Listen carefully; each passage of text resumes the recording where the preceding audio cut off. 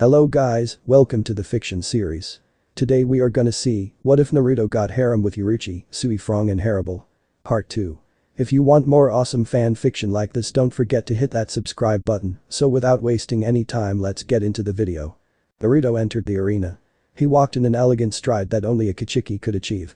The crowd cheered as he took his position. He heard many girls calling out his name. His tails gently swayed in the wind in anticipation as Ichimaru Jin entered the stadium to thunderous cheers. Naruto instantly noticed Jin's fox-like smile. Naruto kept his face passive as the two faced off. My, Jin said, smiling even wider, you aren't even looking at me. Am I that weak to you? Naruto was inwardly surprised that Jin had realized this. But it was true.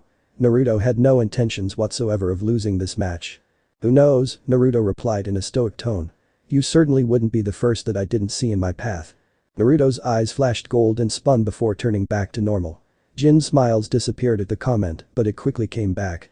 You sure have some strange eyes, Jin said, and I'm not talking about the spinning. Jin's smirk turned devious. It reminds me of a hollow. Naruto simply looked at Jin. Even though it reminds me of a hollow, there's something else in there. Isn't there? Naruto raised an eyebrow at the question. A small smirk escaped his lips. He would have to watch out for this one. He was too strange. Want to know what I mean? Jin asked, sensing Naruto's thoughts. No need, Naruto replied. But regardless of what I remind you of, know that the outcome of this battle will always be the same. Those eyes are dangerous, Jin said, completely ignoring Naruto. Naruto scoffed. That's your opinion, he said. But I could say the same about you. Jin seemed confused, so Naruto elaborated. He pointed to his own eyes and closed them, copying Jin. You who close your eyes to hide your intentions must know. Naruto opened his eyes. You can only hide so much before the darkness overwhelms you. Jin frowned, but it quickly returned to its usual taunting smirk. Even if I keep my eyes closed, Jin replied, I still know who I am. Naruto showed no emotion. Instead he looked down on the ground. I know who I am, he said. Jin's smirk widened and the gong sounded. The battle had begun. Aren't you going to draw your sword? Jin asked, pointing at Naruto. If it's needed, Naruto calmly replied. The two continued to face off, but neither moved. The crowd was silent in anticipation. Naruto made the first move. He phased in front of Jin and delivered a quick, almost invisible left jab. Jin moved to dodge, but a second Naruto blocked his path. The crowd gasped when the second Naruto appeared. The two Naruto barraged Jin from both sides with a set of unique attacks using their hands and tails. He came from the side to the bottom and back to the top. His movements were fluid and unpredictable, as if he were a puppet. Jin jumped back after receiving a powerful kick to the chest. The two Naruto stood there watching Jin when suddenly the clone vanished. When did he hit my clone? Naruto frowned, staring where the clone had vanished. No problem, he said in a calm tone. Jin's smirk turned deadly when he heard this. He went into his signature shooting stance. Shoot to kill, Shinso, Jin commanded. Naruto jumped into the air, avoiding the spear of death. Got you, Jin exclaimed. Jin retracted his blade in an instant and shot it at the airborne Naruto. Naruto smirked as the blade impaled him through the heart. The crowd gasped in shock. Jin frowned and retracted his blade. The entire arena watched in silence as Naruto fell. Naruto landed with a hard thump. The crowd was in utter silence. Jin took a step toward Naruto's body, but jumped to the side when he heard, back at number 61 Rikijmbwam, 6 light rod prison. Jin barely avoided the rods. Two one-tailed Naruto appeared from thin air and charged at Jin. Those two are slower, Jin thought as he scanned the area. He easily blocked one of the clone's attack. And they're definitely weaker than the original. The tails must have something to do with their power level. Jin continued to fight the two before impaling both with his Shinso. Two more one-tailed Naruto appeared and continued the barrage. Jin began to frown. Slowly but surely the clones were slowly pushing him back. The two continued to barrage him in unison until Jin decided enough was enough. He shot Shinso at one of the Naruto, which dodged, but Jin went into a spin. Not expecting this, the two clones were cut in half and the Shinso flew around the arena at a rapid pace. The original Naruto appeared in the sky, slowly dropping. Jin smirked and impaled Naruto, but the smirk fell when Naruto slowly phased away. Naruto appeared on the other side of the arena and the two faced off. The arena went wild with cheers. I wonder how you are doing that, Jin said, smiling at Naruto. It's not a normal Kido. Naruto smirked and was about to reply when his vision went white.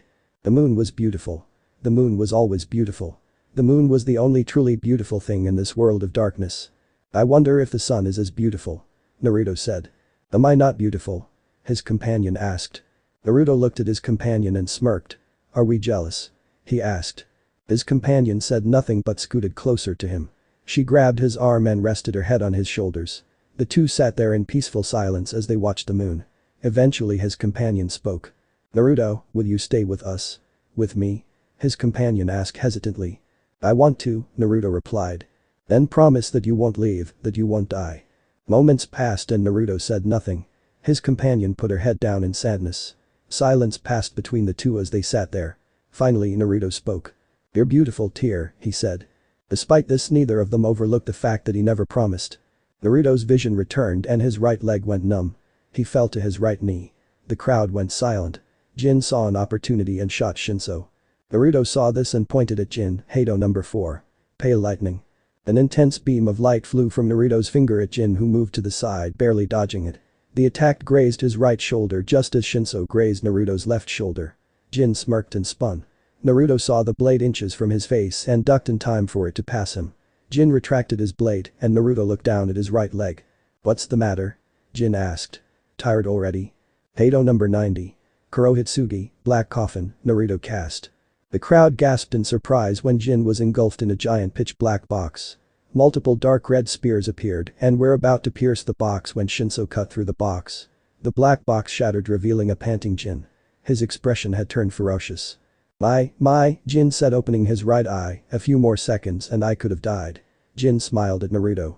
"Are you really trying to kill me?" Naruto slowly stood up and asked with a stoic face, "Are you even trying?" Jin's smile widened, causing Naruto to continue.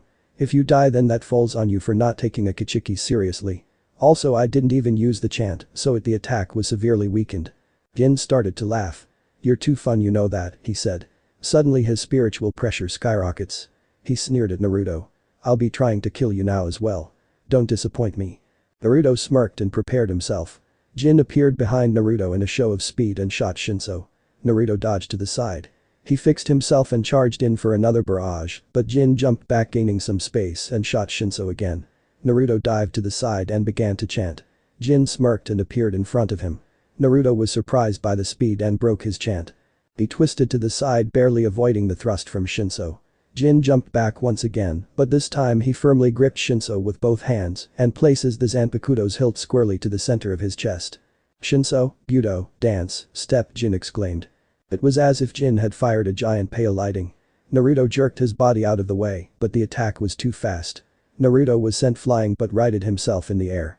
His entire right shoulder and arm were cut in multiple places, but as soon as he landed the wounds instantly healed. "What?"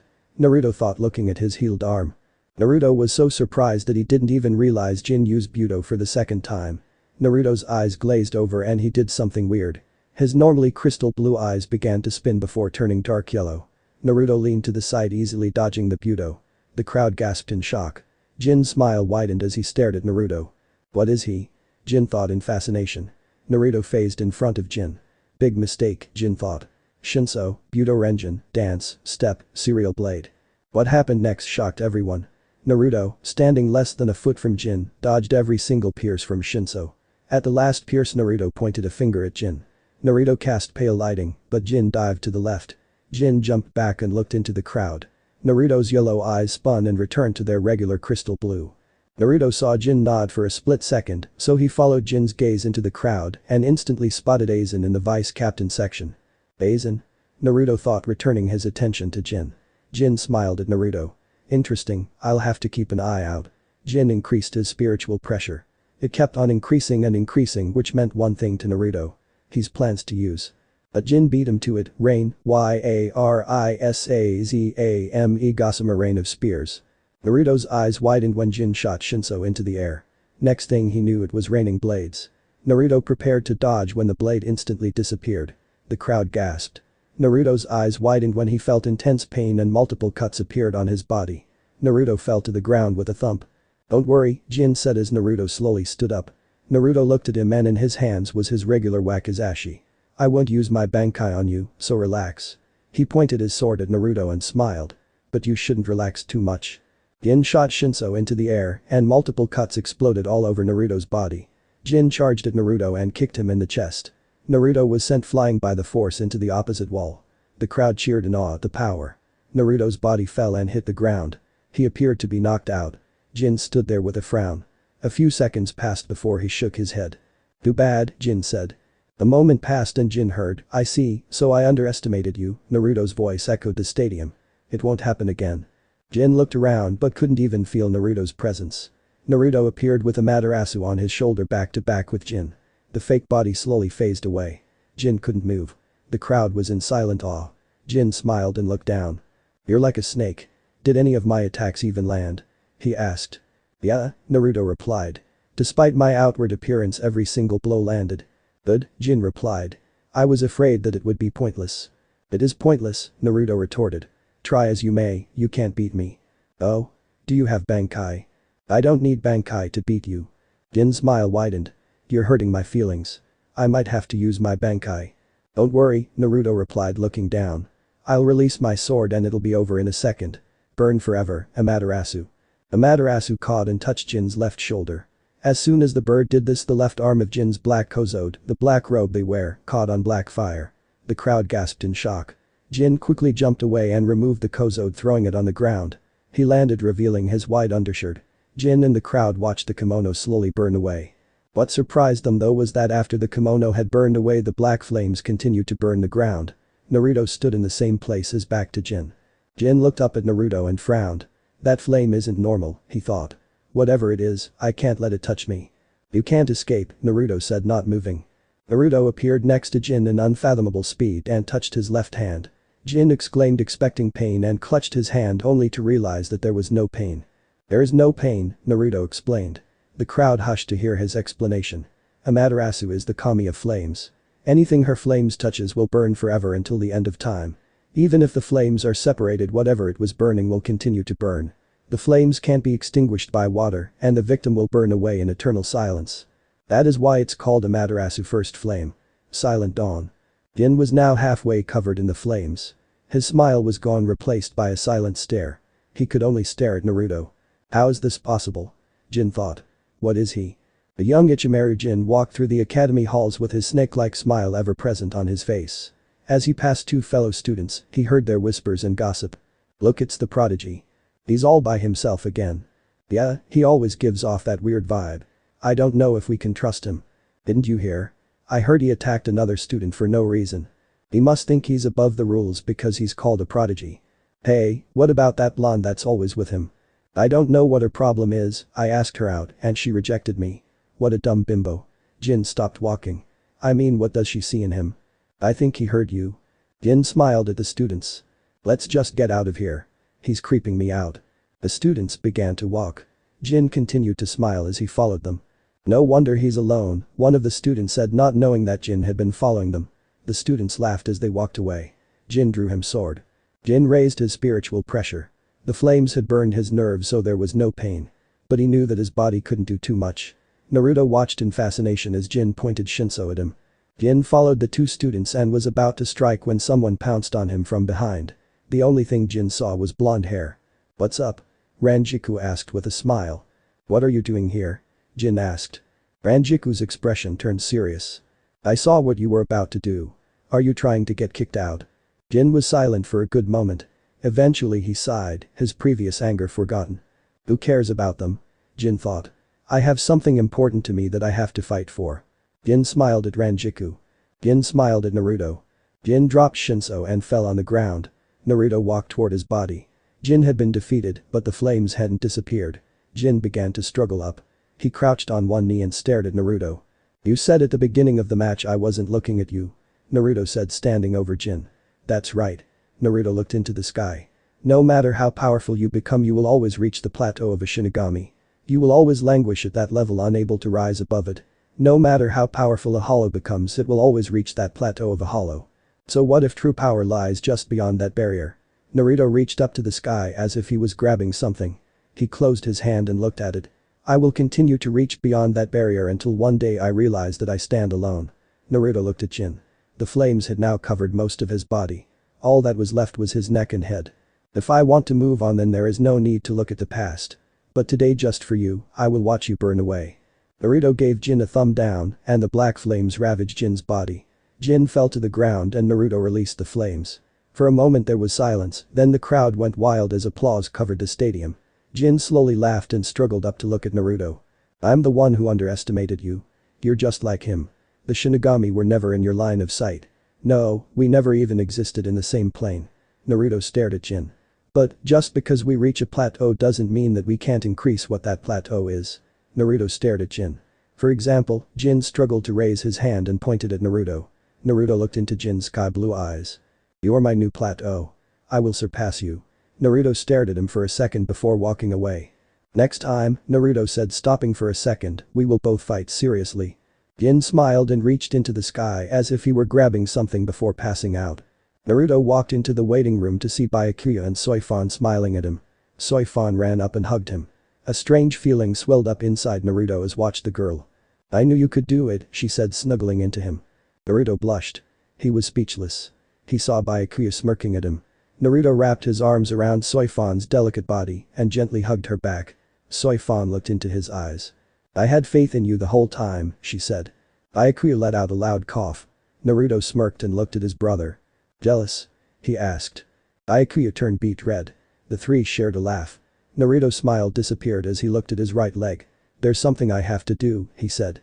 I'll go with you, Sui-Fong said. Naruto shook his head. No, it's important that I go alone. Sui-Fong and Byakuya looked at Naruto confused. Naruto excused himself and walked away. Byakuya watched Naruto with a sad expression. Sui-Fong saw this and frowned. She thought for a moment before grabbing Byakuya's hand and running after Naruto.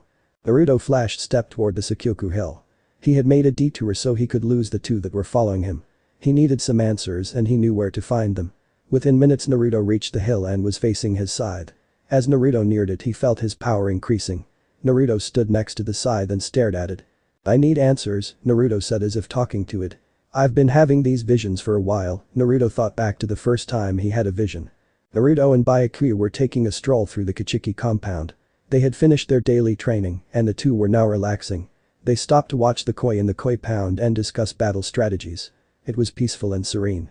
Naruto was about to respond to comment Byakuya had made when his vision went white. Naruto, a woman called, wakened him from his slumber. Naruto awoke to find himself in a large lit cave. Naruto scanned the cave. There were torches providing the light and a large round table in the middle. Near the table was a large flight of stairs leading up. Next to those stairs were another flight of stairs leading down. He noticed that he was sitting in a large stone chair. Naruto looked at the woman that had awakened him. She had green eyes, blonde eyelashes, and messy short blonde hair. The rest of her face and entire body was covered in white shark scale armor. An intriguing feature was that her right forearm was a giant white blade. She was staring at him with concern. How are you feeling? She asked. As soon as she asked, Naruto's body felt old. He felt tired and in slow but constant pain. Why did she wake him? Naruto closed his eyes and was about to let sleep take him when he felt her shake him awake with her one arm. Naruto slowly opened his eyes. That movement alone took more energy than he had. Please, she begged. Naruto could feel her shaking. Don't sleep again. It baffled Naruto how a simple request could make him feel. Mind you, it wasn't a simple request, but Naruto felt that if this woman had asked him to bring her the son that he could and would do it. Naruto slowly stood up, ignoring the ridiculous amount of pain that shook his entire body. The woman acted as his support. Everyone is waiting outside, she said as she led him to the stairs. Sterk has already gone on ahead. He'll scout out the area for any incoming threats. I have no doubt that Baragan won't miss this opportunity to take revenge. Her words were slowly drowned out as sleep took over. Naruto could feel himself falling, but he never hit the ground. The last thing he heard was the woman yelling his name. Naruto's vision returned. He was staring at the koi pound with his mouth open. Byakuya laughed at him. Close your mouth, brother, or a fly will land there. Naruto didn't respond. He couldn't stop picturing the events that had just transpired. Who was the woman? Who was Sterk? Who was Baragan, and why did he want revenge on Naruto?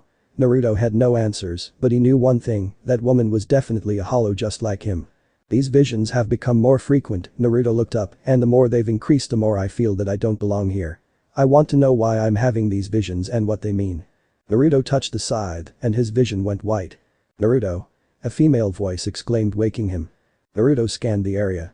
He was in a familiar lit cave, but it wasn't the same as before. The cave had signs of battle and table that was originally in the middle was now broken into large chunks everywhere. The walls had large cracks and were covered in blood. Naruto continued to look around. Dead hollows littered the floor around him. Again the feeling of being old and in pain racked Naruto's body. It took Naruto a moment to realize that he was on the ground. Where is everybody? Naruto thought. Naruto? Called a male voice. Naruto heard rapid footsteps approaching. He tried to sit up, but the pain was too great. His eyelids became heavy and the person approached. Naruto felt someone pick him up.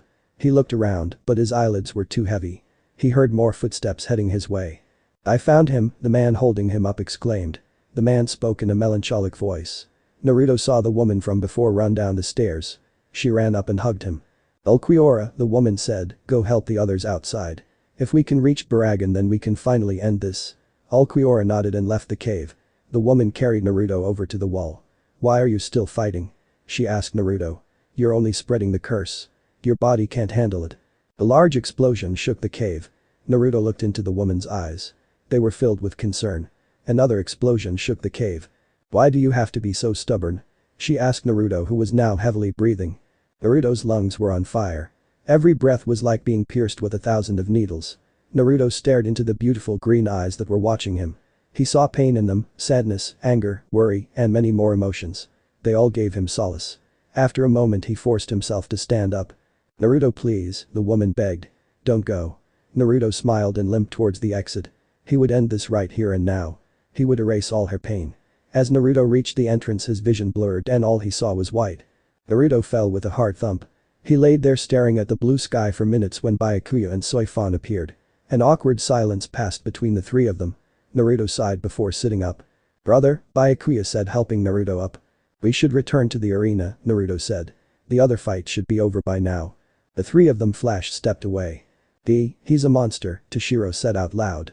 After losing track of Byakuya and Sui-Fong, Toshiro returned to the arena to watch the remaining fights. They were all normal and the students passed as expected. Then the final match began.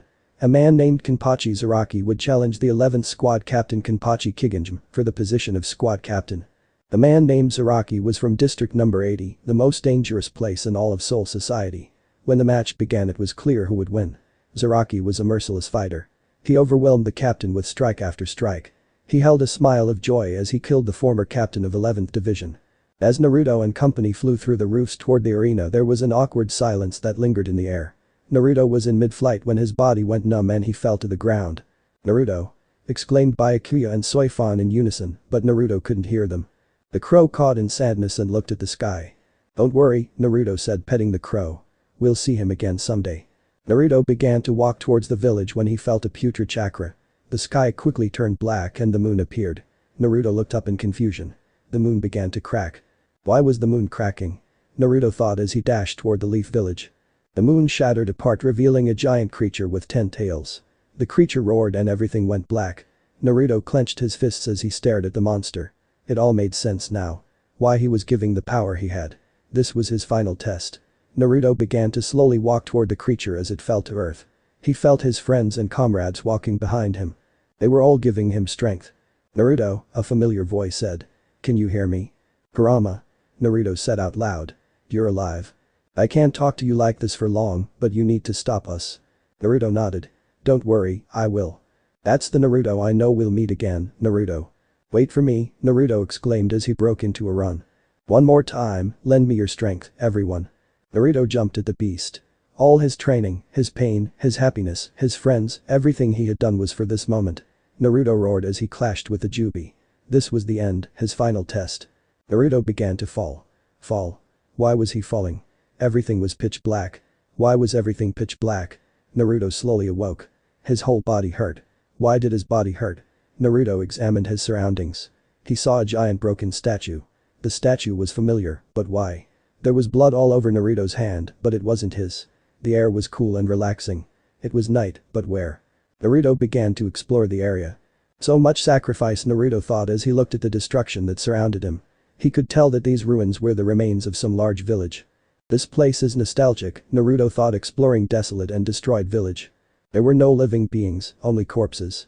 Naruto walked through the rubble and burning buildings as he passed corpse after corpse of the deceased. Whatever happened here happened recently, Naruto thought. What could have caused this? The putrid stench of death assaulted Naruto's nose. If it wasn't for his intensive training, he would have puked. Naruto continued to walk in a nostalgic daze around the village. Every so often he would pass a spot that was especially familiar to him. "Ichiraku's raiment stand," Naruto said, reading the broken sign. A smile appeared on his face. "Why am I smiling?" Naruto saw himself happily slurping bowl after bowl of noodles when a masked man came and dragged him away. Naruto chuckled as he saw himself escaping from the masked man's grip and running back to the stand. Who was that man? Naruto saw a large monument with 5 familiar heads on it. Something about the monument called him to it. When he reached the heads he saw a man sitting on the 4th head. Naruto walked next to and sat down beside the man. Naruto smiled as he combed his hand through his wild blonde hair.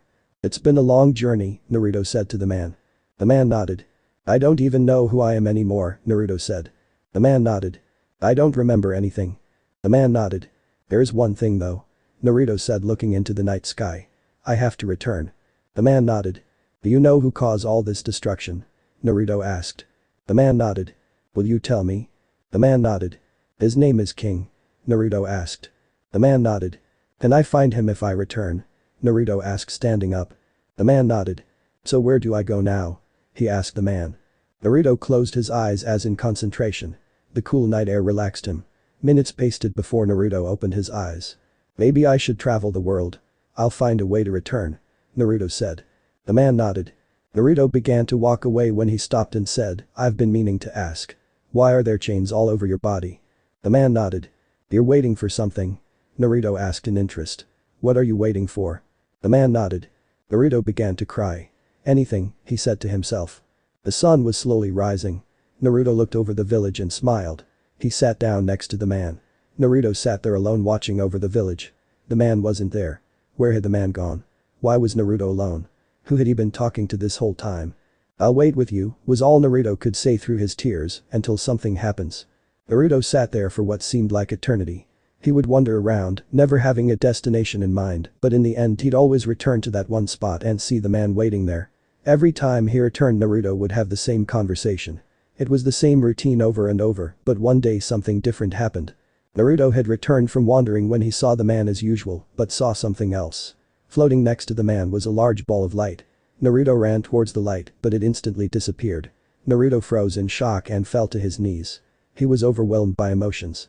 Something or someone was there and he had missed them. Naruto quickly returned to the man and began to desperately question him. "What was that light?" The man nodded. "Hope?" Naruto asked confused, "What does hope have to do with anything?" The man nodded. Naruto growled and clutched his hair. He paced back and forth with increasing frustration.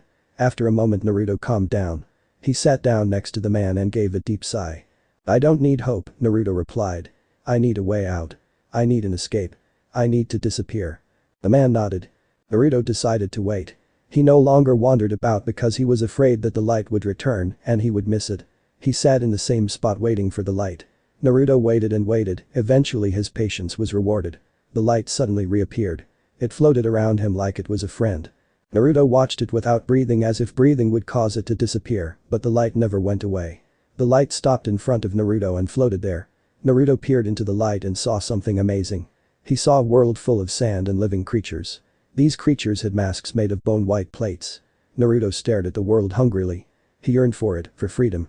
He slowly reached out as if trying to touch the world. As his fingers neared the light it vanished. It took a moment for Naruto to register what had happened. But when he did, Naruto clenched his fists. Unbridled anger coursed through his veins. He dug deep into his psyche and let loose a reservoir of power he didn't even know he had. The world shook as he roared at the sky. After Naruto had calmed down he let the power disappear and fell on his butt. He felt defeated. Naruto relaxed on the ground and stared at the clear blue sky. Naruto sat there and waited. Eventually the light returned. Naruto was shocked but quickly calmed himself and peered into the world. He would watch the world of sand and watch the many creatures that inhabited it. The creatures fascinated him. They ate each other to survive and become stronger. Surprisingly this didn't offend Naruto. Rather he saw it as survival of the fittest, a necessity. Naruto continued to watch the creatures with growing interest. He called them bone creatures. Many times he would try to enter the world but the light would disappear. Naruto learned that he simply needed to wait and the light would return. One day as Naruto peered through the light something caught his attention. There was a shark-shaped bone creature surrounded by several large bone creatures. These particular creatures were staggering in number. Naruto watched in amazement as the shark quickly defeated the others with ease. What truly surprised him though was at the end of the battle. Naruto had watched other bone creatures battle before and an unspoken rule was that the loser was eaten by the winner. When the shark had won Naruto expected it to eat the others but instead it simply left them. Naruto continued to watch the shark and found out many things. Firstly, the shark was a girl and she wasn't like the other bone creatures. She didn't eat other bone creatures, she never killed them either. Naruto became captivated by the strange creature. Over time he continued to watch her. He cheered when she defeated an enemy, yelled when she was hurt, watched her as she slept, and applauded when she evolved. Many times he tried calling out to her though she couldn't hear him. Feelings Naruto had long forgotten were slowly resurfacing. Through her he was slowly remembering his past self. Naruto continued to watch her and came to a realization. He had fallen in love with this bone creature. One day Naruto was routinely watching the shark woman when she was ambushed by another large group of bone creatures. Normally, Naruto wouldn't worry, but today he felt different. He felt a strange chill. These bone creatures were like her. They were less like creatures and more like men wearing bone armor. It was then that Naruto remembered. These creatures were the group that she had fought in the past and let live. They had come back seeking revenge. The creatures quickly outnumbered the shark woman. Naruto watched with clenched fists as she was tossed around like a rag doll. "No," Naruto said out loud. Naruto began to hear whispers in the back of his head. The angrier he got, the louder the whispers got. The shark woman was slammed on the ground. She rolled up but was sent flying. "No," Naruto repeated louder. "She will die," the voices whispered. "I won't let her," Naruto replied to the voices. The shark woman righted herself in midair, but another creature appeared on top of her. The enemy delivered a staggering blow to her back. She hit the ground with a heavy thud. "They will eat her." Naruto's diamond blue eyes began to spin wildly. They flashed gold before returning blue. The creatures slowly circled the shark woman. One of the larger creatures picked her up and slammed her back into the ground. He proceeded to do this repeatedly. The voices disappeared and Naruto unclenched his fists. His body shook as he watched them beat her. He felt powerless. No, he was powerless. Is this it? Naruto asked himself. Naruto looked at his world. Is this where I'm destined to stay forever? Must I watch her get killed? Since when have you ever believed in destiny or fate? The man asked.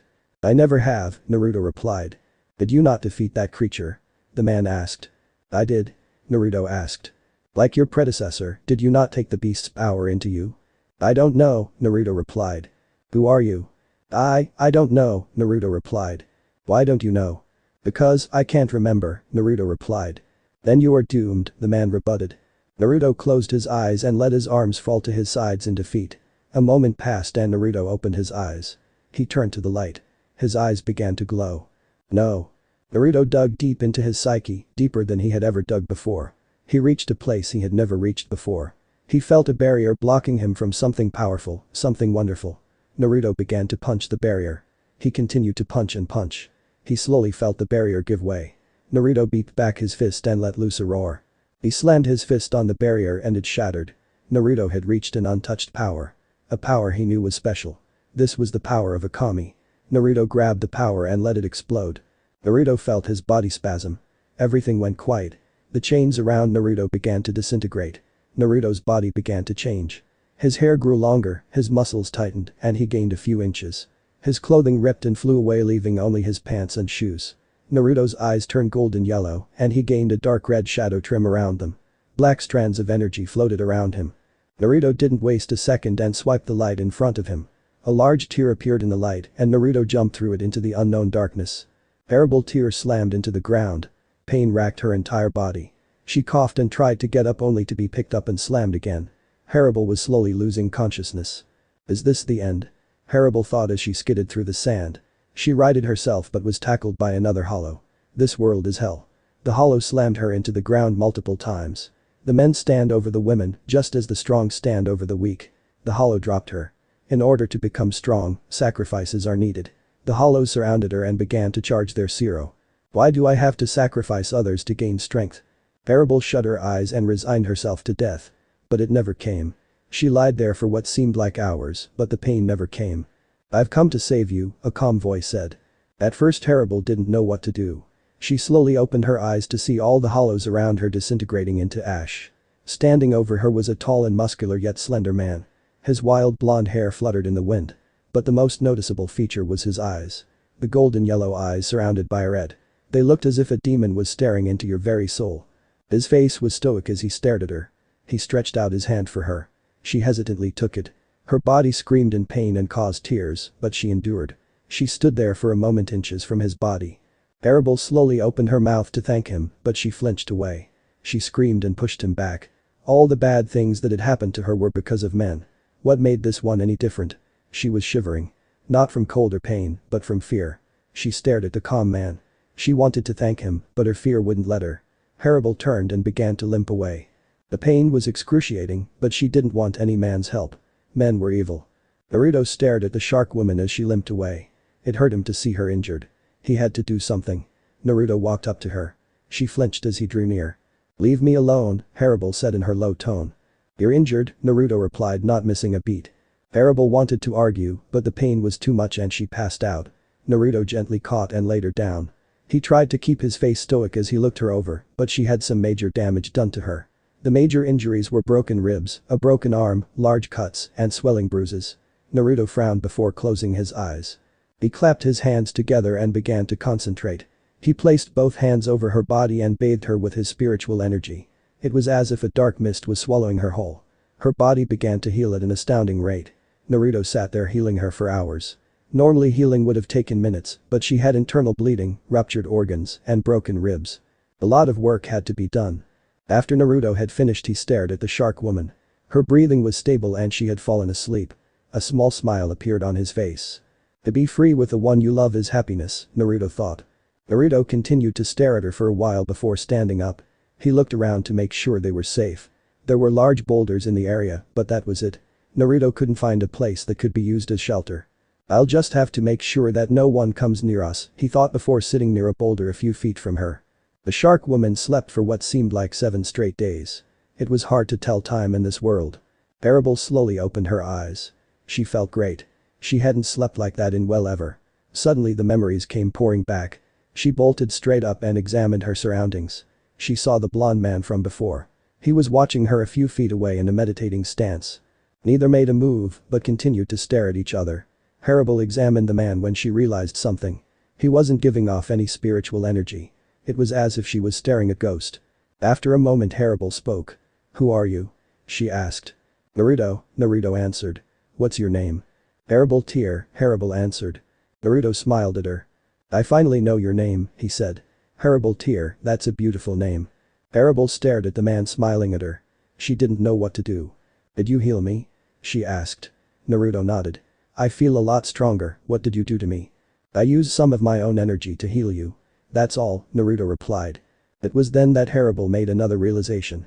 He had no hollow hole. "What are you?" she asked. "Who knows," Naruto replied with a smile. The reply surprised Harribel. She looked around before sighing. "Thank you for helping me," she said. Naruto was about to respond when she continued, "But I don't need your help. I don't need any man's help." Naruto raised an eyebrow at Harribel before giving her a sad smile. "That's too bad," he said. "But if you ever need me, just call and I'll be there." Harribel's eyes widened. The two stared at each other for a moment. There was nothing more to say, so she thanked him again and left. Naruto stood up and watched her leave. "That could have gone better," Naruto said. A small frown appeared on his face, but what could he have done? As time passed, Naruto learned more about the Word of Hollows and continued to watch Harribel tear. She acquired 3 new companions who were all women. Their names were Itachi, Mila Rose, and Sung Sun. The 3 looked up to Harribel greatly. Naruto was a little jealous at how fast the 4 had become close. He usually kept a watchful eye on the group but kept his distance and never interacted with them. Naruto was genuinely happy. He was no longer alone. The world was strange and different, but he was no longer alone. That's all that matters, Naruto thought. One day Naruto was relaxing a good distance away when the 4 began their training. Naruto didn't care about their training because Harribel trained them well. She knew what she was doing. Naruto could tell that they were training intensely because multiple explosions were coming from their direction. He felt 3 spiritual pressures heading towards him. Suddenly Naruto felt a large energy flying towards him. Wait, what? Naruto thought, sitting up only to be blasted with a zero. You missed, taunted Mila Rose, landing on a large sand dune. Itachi followed in suit. She growled in annoyance. I can't get the accuracy right while in combat, Itachi complained. And your power is lacking as well, Mila Rose added with a smirk. What was that? Exclaimed Itachi. You heard me, gorilla, Mila Rose replied. I'll kill you, bitch. You two are so unseemly, Sung Sun said as she appeared between the two. Get out of the way, Sung Sun. Itachi exclaimed. Before you go killing each other, Sung Sun replied, Harribel-sama wants to see you. The 3 turned to head back when they heard a voice. Yo. They turned to face the voice. Sitting behind them was a blonde-haired man. Now who was it that hit me with that attack? Naruto asked. It was awkward as the 3 stared at the crisscross Naruto. Naruto slowly stood up and patted himself down. The three could easily sense that something was off about this man, but strangely none of them could sense an ounce of spiritual energy from him. It was as if the man standing a few feet from them did not exist. As if he was a mirage. "Who are you?" Itachi asked apprehensively. The last thing she wanted was to start a fight. Fighting with the others was one thing, but she had no interest in fighting outsiders. That would cause trouble for her and worse for Harribel. "My name is of no importance," Naruto replied. He lazily pointed at the three, causing them to flinch. "Which one of you hit me?" he asked in an annoyed tone. The three were quiet at first, but Itachi stepped up. "I did." Her voice had very little confidence in it, but the notion was confident enough. Naruto's eyebrow went up as he stared at the brave little hollow. The lazy index finger he had been pointing quickly straightened. "Will no harm done," Naruto said with a lazy smile before dropping the pointed arm. "The name's Uzumaki Naruto," said Naruto, introducing himself. Itachi wasn't expecting him to be so understand and was momentarily stunned. Before any of them could move, Harribel landed in front and faced Naruto. Naruto lazily stashed his hands into his pockets. Harribel stared at him for a moment. Naruto smiled at her. He wanted to say something, but remembered their previous meeting and kept quiet. Harribel turned to her followers. "Are you alright?" she asked with concern. "What happened?" The lion-like hollow Mila Rose walked up to Harribel. "We're fine," she answered, "nothing happened." Naruto saw the concern Harribel had for her followers and gave her a small smile. Harribel turned to Naruto, who quickly looked away to hide his blush. Harribel talked to the others for a few seconds before dismissing them back to the hideout. The three looked at Naruto for a second before deciding to race back. When they were gone, neither said anything. "I've never known a hollow like you," Harribel said, catching Naruto in surprise. Harribel had come to believe that even though Naruto didn't have a hollow hole, he may have just been a higher form hollow, which would explain his power. But his next comment blew that belief out of the waters. Naruto shrugged and replied, "I may not be a hollow." She had given it a thought that Naruto may not have been a hollow at all, but the odds of that were very low. The only available food in Hukomundo was the other hollow, big or small. For another creature to eat a hollow, that creature would definitely become tainted. "So what are you then?" Harribel replied, walking towards him. "Who knows?" Naruto replied with a smile. "We've had this conversation before. But then again, I've never known a hollow like you either." "What do you mean by that?" "You never kill your opponents," Naruto explained. "Why is that?" "Why must I sacrifice others to become strong?" replied Harribel. Naruto's eyes widened and he beamed at her. This surprised her, causing her to blush a little. "Did I say something funny?" "No," Naruto replied, still smiling, "I just really like you." Harribel couldn't help but blush harder. She quickly looked away. After her blush went away, she began to walk next to Naruto as they talked. "I know you've been watching us," Harribel said. "Really?" Naruto replied with a nervous smile. "How'd you sense me?" "I didn't, I sensed the other hollow that you took care of." Naruto frowned. "I only dealt with the really powerful ones." "Thank you," Harribel said, shocking Naruto. "You helped us train in peace. I am not a child that will complain when help is received from a man." Harribel looked up at Naruto and smiled. Naruto looked at her as if she was alien. His feelings for this Holounthus woman had truly grown. The two kept silent for a moment, just enjoying the walk. "Those hollow that have been coming," Naruto said after a pause, "their numbers have been increasing." Harribel's eyes widened. "What are they after?" Harribel paused for a moment. When she opened her mouth to speak, a large screech caught her off guard. The two turned to see the owner of the noise, only to see a large bird-like hollow flying toward him. Harribel quickly recognized the bird as one of Baragan's hollows. "These works for Baragan," she thought, taking a few steps back. "The others are in danger." Naruto didn't notice her movement as the bird hovered in front of him. "The mission's over. Lord Baragan wants to speak with you," the hollow cawed, paying no mind to the fleeing shark hollow. Naruto's eyebrow went up. He suddenly felt movement behind him and turned to see Harribel running away from him. Naruto frowned as he watched her leave. "It never goes right," he thought. "What mission? Who is Baragan and what does he want?" Naruto asked, turning back to the hollow. "You'll find out soon enough," it replied, "but for yours and that one's safety you should follow me." "What's that mean?" Naruto growled. He glared at the hollow, causing it to flinch. "Lord Baragan wants to see you now. If you don't comply, that girl and all her comrades will be killed." Naruto's eyes widened. He made to turn around when the bird hollow spoke. "We already have them captured. Follow me to Lord Baragan's quarter, they will be killed." The hollow gave one last caw before flying away. Naruto glared at the hollow. He looked back at Harribel's direction but quickly followed the hollow. Harribel quickly ran toward her hideout with growing dread. As she neared the hideout, she could feel multiple spiritual signatures. "No. Please," she thought in fright. Harribel jumped over a few boulders when she reached the entrance to her hideout. She hid behind a near boulder and examined the scene. What she saw froze her. In front of the entrance were over 17 hollow. 7 of which were dead, but the others were alive and kicking. But the worst of the situation were the 2 Vastolord hollow standing over the 3 heavily damaged bodies of her comrades. Harribel's heart sank as she looked at them. She had all but given up hope when one of the Vastolords spoke. "Remember Lord Baragan's commands. Do not kill them." Harribel had gained new life. As long as they were under orders, her comrades would not be killed. "I'll go to Baragan and agree to join him as long as he lets them go," Harribel thought. Her mind was busy at work trying to find a solution, but that was all she could come up with. "That newbie sure helped us out," the Vasto said to the others. It then dawned on Harribel what the bird hollow had said to Naruto. The mission is over. The implications washed over her like a nightmare. This entire time the reason he had been watching over them was because he was working for Baragan. Harribel fell to her knees.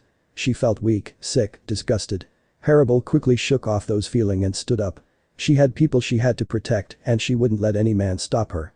She flared her spiritual pressure and dashed at the hollow. Naruto followed the bird hollow for what seemed like hours. Naruto was deep in thought as he followed. Mission? The two continued to travel for a while before Naruto saw 4 gigantic pillars. This, the bird hollow explained, is Baragan's court. Naruto suddenly realized that surrounding the 4 pillars was what looked like an entire army of hollow. Naruto had to pause for a second before walking onto the court. The court itself was just a marble floor with 4 large pillars. At the very end were large marble stairs that led to a large platform that rested a large throne. As Naruto walked toward the throne, he examined the hollow surrounding him. It seemed that only the high-level hollow were actually allowed on the court. "These Baragan," thought Naruto, staring up at the skeletal hollow sitting on the throne. "So this is the new occupant of Yukomundo," Baragan said in an bored tone as Naruto entered the court. Naruto kept his face stoic as he stared up at the purple-robed skeleton. It had its chin resting on its left fist, looking bored. "So you're Baragan?" asked Naruto. "You're in charge then?" "Lord Baragan, boy," Baragan flatly replied as if it were common knowledge. Naruto kept a stoic expression at the skeleton, who simply stared back. "And what do you want from me?" The surrounding hollow were becoming restless at the lack of respect. But Baragan paid them no mind. "You would want to watch your tone with me, boy. After all, your precious woman and her friends can be killed by a simple command." Naruto glared at Baragan. "What does that mean?" "I have been kind enough to offer that woman a chance to join my court, yet she refused. I allowed her to leave as long as she never appeared in front of me. But you entered Yukomundo, my domain, without my permission. Not only did you do that, you also killed some of my strongest men. Normally that would be enough reason for your death, but I've taken an interest in your power. As such, I will offer you a place at my court, but your only choices are to join me and the woman lives or refuse, and you all die." Naruto stared at Baragan in shock. After a moment of silence, Baragan spoke again. "Do you understand what I said? Do not think this is a joke, boy. Right now as we speak I have some of my strongest hollow at that women's so-called hideout." The surrounding hollow laughed at the word. "No," Naruto gasped. "I don't have all day, boy. Now bow to me. Bow to your god king." Naruto was silent. His hair shadowed his eyes. "If I bow, would you let them go?" Naruto asked. "Of course." Without wasting a second, Naruto went on his knees and bowed. "Good. You know your place, boy." Baragan turned to a small hollow sitting next to his throne. "Kill them." Naruto jolted up in disbelief. The small hollow began to glow. "Why?" Naruto exclaimed. "We had a deal. My word is above any contract, and besides, do you really think she'll trust you after learning that you've been spying on her for me this whole time?" Naruto's hair shadowed his eyes. So that's what he meant by mission. Without warning, the weaker hollow around the court began to disintegrate. The top hollow were forced to their knees, but everyone else was killed. Naruto pointed his palm at the small hollow. As soon as he did this, the creature was blown to smithereens. Naruto slowly began to walk toward Baragan. "What is this?" Naruto didn't say a word.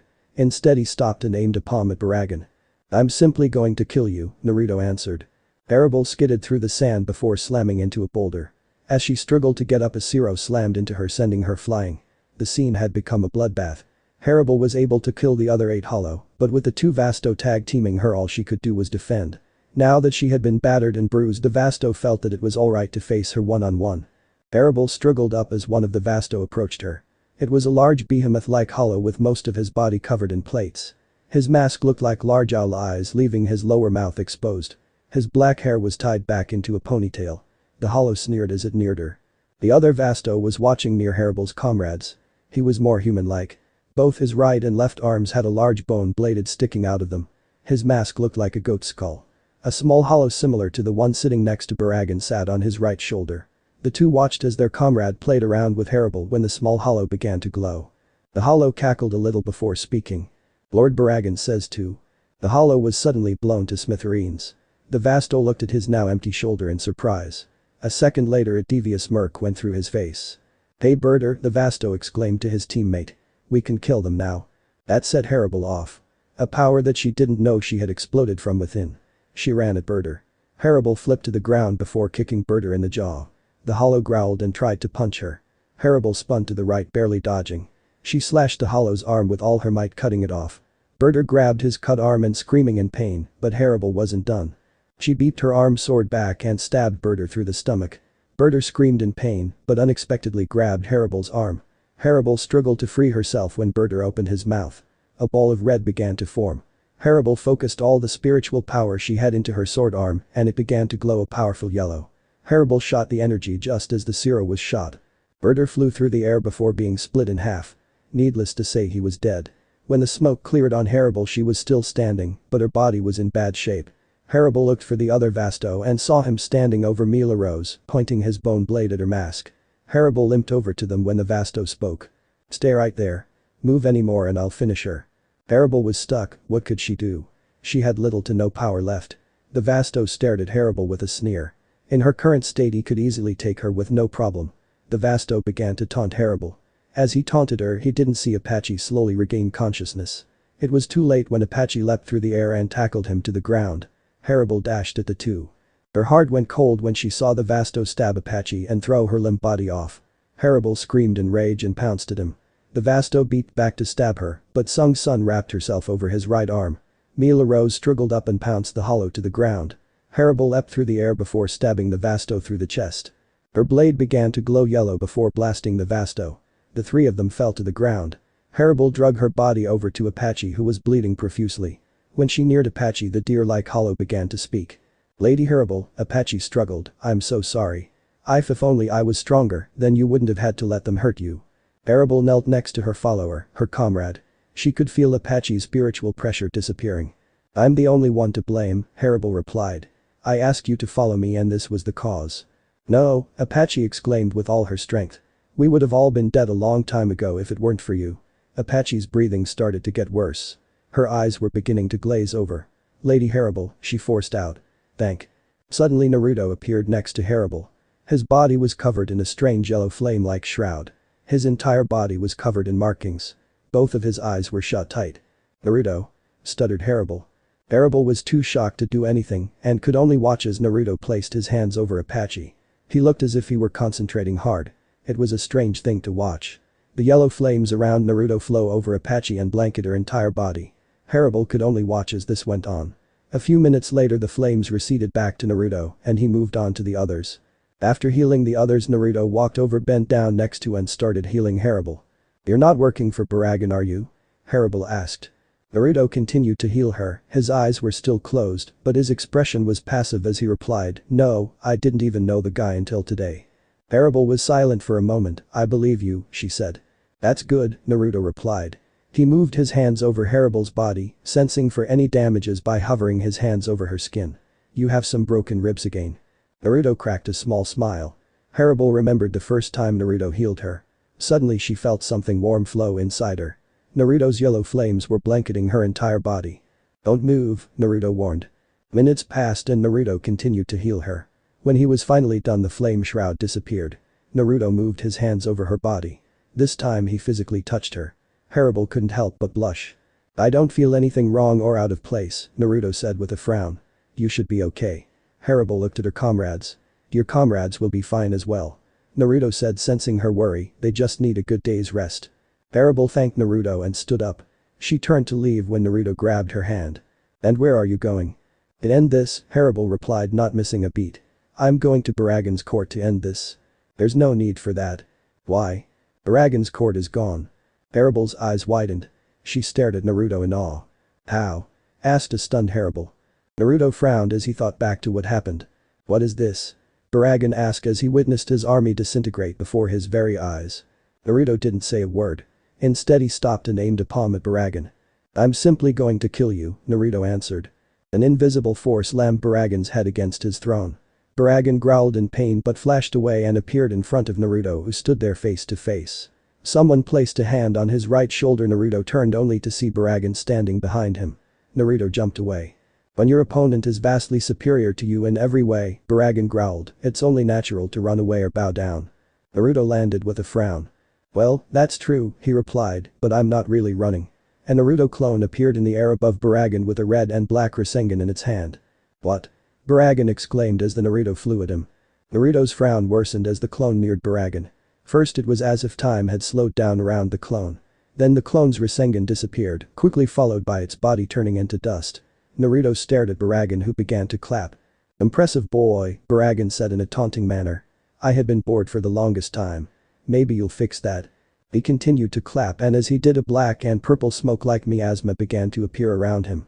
The miasma slowly drifted at Naruto, who jumped away from it. So close physical range attacks are definitely out, Naruto thought before landing. Baragan stopped clapping and the miasma disappeared. What was that? Naruto thought. Running is useless, Baragan said. Naruto didn't reply. Something was wrong. Naruto couldn't help but feel sluggish. There is no place in Hukomundo that you can go that I can't reach you. Baragan raised his right arm and pointed it at Naruto. Naruto prepared to dodge when he felt a hand over his heart. Naruto's eyes widened when his senses finally realized that Baragan was standing in front of him. Impossible, Naruto exclaimed. He took a few steps back when he felt his heart skip a beat. Baragan led him back away. My heart, thought Naruto, placing a hand over his heart. That is the difference in our power, Baragan said. Now bow before me. Naruto was silent. He simply stared at Baragan. Ever since I saw him I've felt strange, Naruto thought. It's as if everything I do happens in slow motion. Naruto took a few steps back. But he felt a hand on his left shoulder. Again? He thought, not moving. Naruto didn't turn around, but instead touched Baragan's cloak with his left hand. It was solid, yet it was made of a strange material.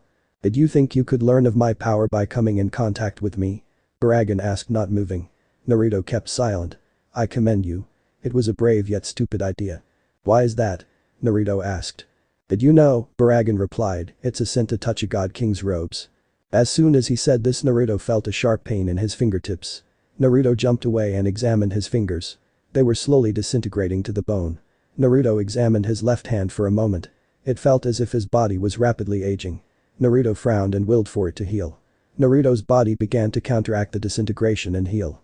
Despite the fact that his fingers were still disintegrating, his healing factor was faster and eventually cancelled out the aging. Naruto wasn't paying attention and didn't see Baragan appear in front of him again. This time Baragan touched his left shoulder and the same intense pain coursed through his shoulder as it slowly disintegrated. Once again Naruto's body began to heal itself through his will.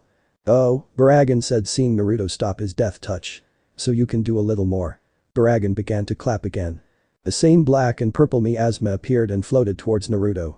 And again Naruto jumped back to avoid it. And once again the feeling of slowing down coursed through Naruto's mind. Be honored, you've piqued my interest, and for that, I will personally kill you, Baragan said, drawing a giant axe from his cloak. Naruto quickly noticed that the axe, unlike Baragan, did not reek of death. Okay, Naruto replied with a glare. I'll be honored that I killed you at your best. Baragan began to laugh at Naruto. You're a very beefy boy, he said. Not really, Naruto replied before appearing in front of Baragan. He placed a hand on his axe. As soon as his hand touched the axe, it began to disintegrate. Naruto quickly let go of the axe. Baragan swung his axe at Naruto, who jumped away just in time. Naruto flipped in midair and landed on the desert floor. He grabbed a handful of sand and brought it up to his mouth. He took a deep breath before aiming at Baragan's court. Ninja art. Sandstorm. Naruto blew the sand, creating a giant storm of sand. As if in reaction, all the sand surrounding the court rose up in a giant vortex. The surrounding hollow screamed as they were picked up in the vortex. For minutes the vortex of sand continued to rage. When the storm finally died down, the entire court was buried in sand. The only remains were the tips of the 4 large pillars. Naruto huffed and walked to the center. He kneeled and placed both hands on the sand for the finishing blow, destructive sand burial. For a second it seemed that the entire desert had collapsed into itself. Naruto stood over the now hardened sand and breathed a sigh. Trash, Naruto spat. He took a step back when he heard, respira. Breath. The surrounding sand turned into black and purple miasma. Naruto jumped into the air, but the miasma continued to spread. Naruto braced himself for a landing, but it never came. The miasma shot at him, creating a pair of hands. Naruto flipped out of the way, but more miasma hands sprouted up and shot at him. Naruto saw no way out, so he covered his right eye, and his left eye began to spin. The miasma tried to grab Naruto, but simply passed through him as if he were a ghost. Naruto smirked as he simply floated in the air, as the miasma continuously tried to grab him only to go past through him. Naruto looked for a safe spot only to realize that the miasma had been stretching and now covered his entire view. I've created a world of Respira that it will last forever. No matter what form you take, your power will eventually disappear, and when it does, this world will implode on you. Naruto gritted his teeth as he floated there. His left eye was beginning to hurt. No matter who you are, no one can escape time. Naruto continued to float there. He didn't see a way out. You dare oppose me? Baragan exclaimed, Akami. Hear me, boy. I will make you bow to my will. It was as if the destruction of his entire court meant nothing him. No choice, I guess, Naruto thought. He shut his left eye and became solid. Naruto began to fall, and the miasma pounced. Naruto kept calm as he was bathed in miasma. He kept both eyes closed before finally opening the left one.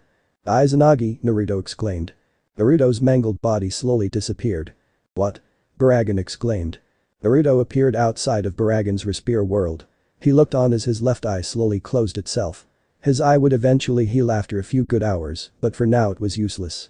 Baragan slowly rose from the top of his Respira world. In one fell swoop, you've destroyed my court, Baragan said. He slowly began to chuckle, then burst out into full-blown laughter. I haven't felt this much excitement in a long time. Tell me your name, boy. Naruto frowned at the God King of Yukomundo. My name is Uzumaki Naruto, he answered. My name is Baragan Luisenbairn, God King of Yukomundo. The Respira world exploded and multiple Respira hands shot at Naruto. Naruto bent down in a sprinter's starting position. Naruto's right eye slowly changed. It became dark red with a gold ripple effect. His whiskers became black tattoo-like markings. A strange yellow flame-like aura enveloped his entire body as more black markings appeared over his body. But the most distinctive markings were the 6 Magatama around his neck. Let's go, Kurama, he said. Naruto disappeared with a booming static noise. This stunned Baragan. Where are you looking at? A voice said from behind him. Baragan turned only to be smashed in the face with a large yellow fist. Baragan flew through the air, but his Respira stopped him. The Respira shot at Naruto, who continued to bob and weave through them. Once again he disappeared with a booming static and appeared below Baragan, delivering a brutal uppercut. Baragan growled in pain and he created more Respira. The Respira continued to chase after Naruto, but he was simply too fast. You can't run forever, Naruto. Baragan exclaimed. He raised his hand and the dark sky turned darker. It began to rain purple and black. The sky just won't stop, Naruto thought, staring up at the dark sky. The rain began to hit everything in the surrounding area. It was raining decay and death. As the rain hit Naruto, it would sizzle and disrupt the flame shroud, but Naruto simply put more energy into it. Naruto glared at Baragan, who stared back. The battle had been going on for a while now. No matter what attack Naruto used, the damage would be greatly reduced before hitting Baragan. And with the rain constantly pelting Naruto, most of his power was used to keep himself from aging. Naruto appeared in front of Baragan and delivered a right hook to the jaw. The attack connected, but before Naruto could move away, a Respira tendril slammed itself into his stomach. The two flew through the desert ground. Naruto flipped up while Baragan slowly got up. Respira began to circle him. Baragan began to laugh, causing Naruto to frown. Baragan, I think you're at your limit. What's so funny? My power is endless. Baragan exclaimed. As he said this, he created more Respira that shot at Naruto. You say that, Naruto replied as he easily dodged, but we both know you can only take so much damage. Naruto ran at Baragan, who covered himself in Respira. The Respira threatened to devour him, but Naruto was prepared. Naruto placed his fingers in a familiar sign and created one clone. Baragan wasn't expecting the real Naruto to use his body to pass through the decay and was stunned when a second Naruto jumped through the wall of Respira. The first Naruto slammed his fist into Baragan's face. As the punch connected, a crack appeared over Baragan's right eye. But Naruto wasn't done there. He ducked down as the clone slammed his twin red and black Rasengan into Baragan's stomach, if you could call it that. The real Naruto beat back and created a ball of red and black energy in his palm and slammed it into Baragan. Rasengan. Soul Flasher. Baragan skidded mercilessly through the desert ground. The Respira rain quickly disappeared just as Naruto's flame shroud flickered away. Naruto walked toward the fallen God King, who struggled to get up. Naruto stood over Baragan, who continued struggling to stand. We're done, right? Naruto asked as his right eye forcefully closed. Baragan stopped struggling and began to laugh. He laughed for a good minute before looking at Naruto, only to realize that both of his eyes were closed. How did you defeat me? he asked. I cancelled your ability, Naruto answered. This fight would have gone on for days if all my attack damage was reduced. I see, Baragan replied. I won't ask how you did it. I must have something to do with your right eye. Naruto kept silent. He raised a palm at Baragan. He was about to finish him when Baragan began to slowly disintegrate. Baragan chuckled a little. I will concede to you today, Uzumaki Naruto, he said, but we will meet again. I am the God King of Yukomundo. I am death itself. Soon your time will come and I will carry you to the next world myself. I will return. Never forget that I stand above all else. Never forget that my curse is now with you. I have touched your heart. Your life is now in my hands. I will return Uzumaki Naruto. But that the God King disappeared. Naruto stood there for a moment with a serious expression. The expression quickly vanished, replaced with shock. Naruto's flame shroud came to life and he disappeared in a booming static. As Naruto rushed back to the others, he placed a hand over his heart and frowned. The curse, huh? Harribel fell to her knees. She was filled with relief as tears ran down her mask. They could finally sleep easy. They no longer had to run. Harribel smiled as the tears came freely. Naruto stood over her as she cried. He wanted to comfort her, but there was nothing to comfort. She was happy. After she finished crying, Naruto sat down next to her. Harribel blushed at him. Thank you, Naruto, she said, expressing her gratitude. Naruto smiled at her before giving a big sigh. There goes my whole day, he said, lying down in the sand. Harribel chuckled and scooted closer to him. Naruto blushed. Well, it's not all that bad, huh? Unbeknownst to Naruto, many of Yukomundo's population had heard of his battle and learned his name. One hollow in particular, well, let's say two. Two cloaked figures walked through the desert in search of their target. Their brown cloaks were the exact same except that one of them was extremely tall, while the other was extremely short. Uzumaki Naruto, the taller one, said out loud. His voice was calm. It sounded as if it belonged to a middle-aged man. What's on your mind? The shorter one asked. This voice sounded as if it belonged to a little girl. He may be the one we've been searching for, the man replied. If he could beat Baragan, then he must be strong. Yeah, the little one replied. The two continued their journey in silence, carrying with them a small hope. Harribel grunted in pain as she skidded through the desert. She fixed herself mid-tumble just as Naruto lunged towards her. He had a vicious smirk as he beat his right arm back. Harribel pointed her weapon arm at him. Zero! She exclaimed, shooting a golden yellow beam of energy. Naruto opened his closed fist and held it out in front. The beam hit him straight on, creating a large explosion. Harribel panted as she watched the damage. She took a couple of large breaths before turning when she heard. Not bad, Naruto said, appearing right above her with a smirk. He was floating upside down with both hands in his pockets. He suddenly pointed his right finger at her, and a ball of red and black energy began to form at the tip. Harribel's eyes widened at the attack. He had caught her flat-footed and she couldn't dodge. All I can do is reduce the damage, she thought, her mind racing. She suddenly had a thought and began to create a zero. But unlike normal, she infused it into her sword arm. She swung upwards, releasing the zero into Naruto's. What happened next surprised both of them. Harribel's zero cut through Naruto's zero like paper. It split his attack in two, causing it to miss while shooting straight at him. Naruto's eyes widened as he watched all this happen. Harribel's zero struck him directly on the chest, causing him to grunt in pain. Naruto flew through the air before plummeting to the ground. As he fell, he quickly fixed himself and landed on both feet. He had a nasty gash on his chest that was bleeding heavily. Naruto smirked and faced Harribel. The wound instantly healed. Harribel, who was still shocked by her attack, came to her senses and dashed at Naruto. Naruto reciprocated the action. He smirked as they fought in close combat. She was getting even better. Naruto dropped to the ground, delivering a sweep kick. Harribel stabbed the ground, blocking the kick with her blade. The blade began to glow orange as she brought it up in a wide arc. Naruto's eyes widened as the zero hit him again. He flew through the air before slammed into a large sand dune. A second passed before he stood up. Once again, any damage on his body healed almost instantly. I think you should increase your power output, Harribel said, catching her breath. You've been holding back too much. Naruto looked at her with a passive expression. Holding back, huh? He asked, combing his hand through his hair. Yeah, I guess I have. Harribel could suddenly hear crackling. Naruto's pupils became dark red with ripple effects. His body was quickly shrouded in a strange yellow flame. Bold black markings covered his entire body, and his whisker marks became bold black line. Naruto closed his eyes for a moment before opening them wide. As he did this, 6 Magatama appeared around his neck like a necklace. He crouched down in a sprinter's starting position and glared at Harribel. She flinched at the intensity of his gaze. This is where you'll be training from now on, Naruto exclaimed. He smirked. I think you've earned it. The smirk disappeared. Here I come. Naruto disappeared and Harribel's view changed instantly. In 1 second she had been looking at Naruto, the next she was upside down flying through the air. Her body didn't feel anything when she literally froze in midair before dropping to the ground. Before she could hit the ground her view changed again. She was now looking at the sky while flying up. Harribel struggled to come to her senses, but every time she tried her vision would change and she would be dazed again. This went on for what seemed like hours before her vision finally went black. When she finally came to, her entire body was aching and Naruto stood over her in his regular form.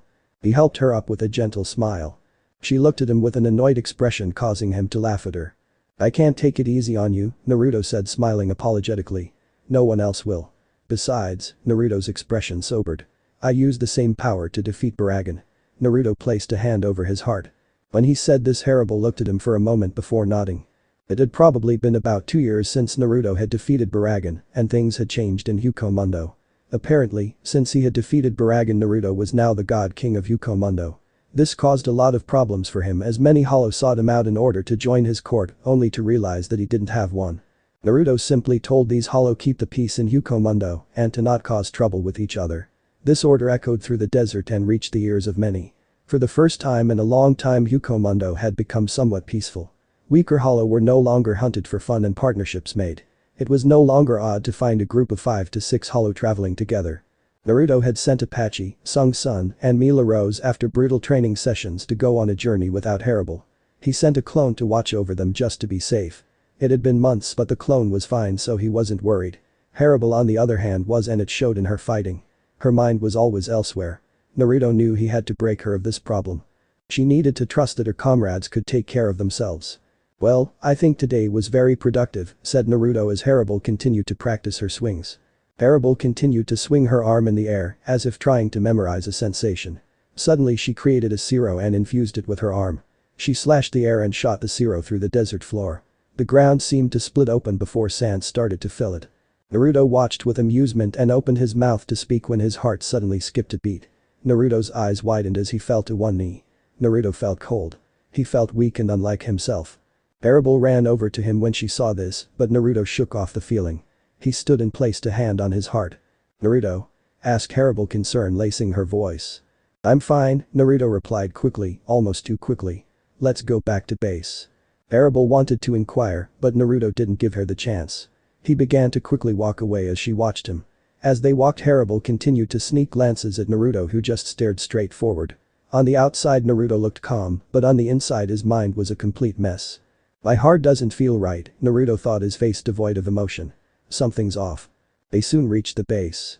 It was a large underground cavern with a large round table in the middle and multiple rooms that were split. The entire cavern was lit with torches attached to the walls. Naruto and Harribel shared the largest room, while the others chose whichever other rooms were available. As they entered the cavern, loud snoring could be heard. Naruto palmed his face as he walked toward the snoring. Harribel chuckled and went to their room. Naruto walked into the room the snoring was coming from and saw Coyote Sterk napping on his bed. Naruto snuck up to him and plugged his nose.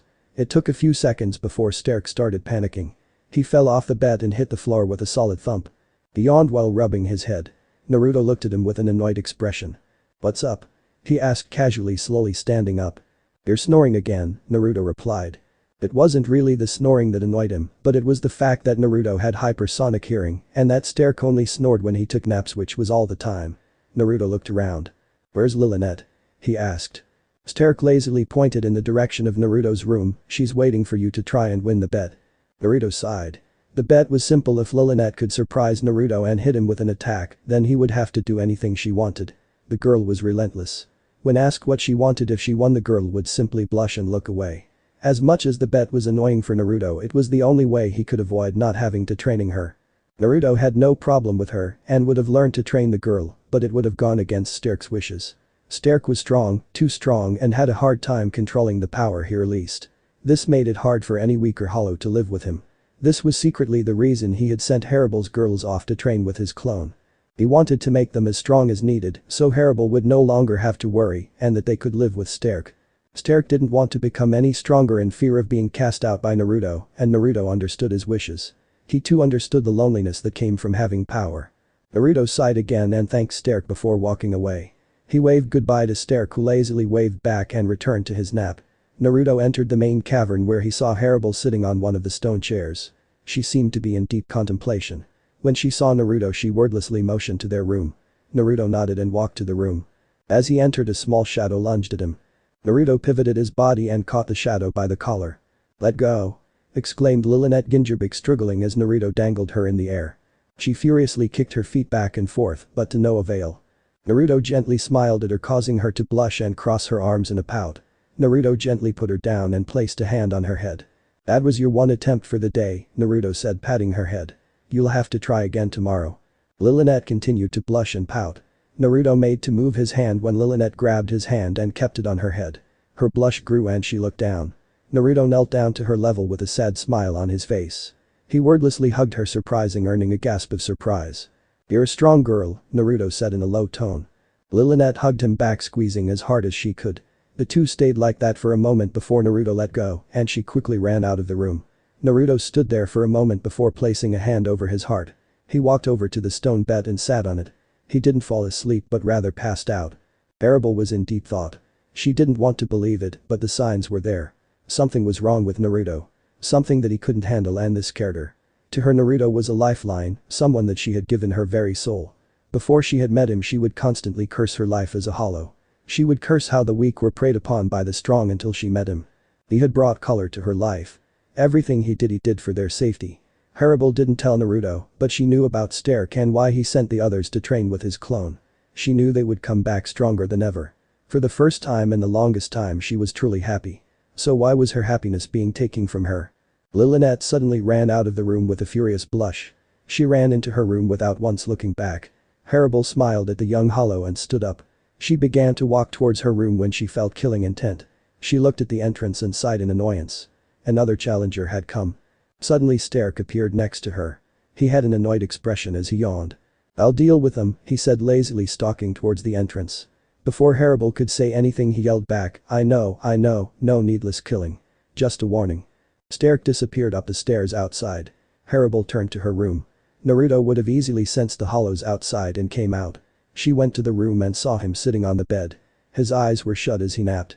She was surprised by this and gave a small smile. It wasn't like him to fall asleep like that. She had never seen Naruto that tired. The smile quickly faded as she made a realization. She had never seen Naruto tired before. "Naruto?" she called out almost hesitantly. No answer came. "Naruto?" she called again, this time louder than before. Naruto still didn't respond.